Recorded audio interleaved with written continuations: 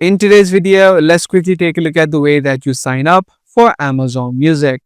Now, as a part of Amazon, the way that you create an account of Amazon Music is you just create an account of Amazon.com. If you already have an account of Amazon.com, you can use these same credentials to log into Amazon Music as well. So open up your web browser and search for Amazon Music. Head over to the website.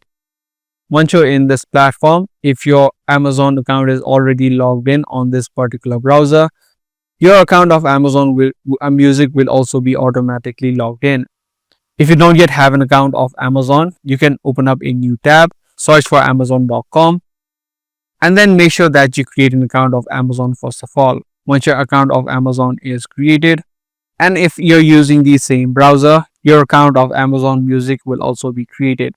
If you don't straight away see your profile on the top, you'll be able to see the option called sign in on the top right. Once you're inside of this login section, just enter in the mobile number or the email address that you use while creating your account of Amazon. Click on continue and then type in your password. You do also have the option right here which says create your Amazon account. If you don't yet have one already, enter in your email address, create a password, re-enter your password, and then click on create your Amazon account.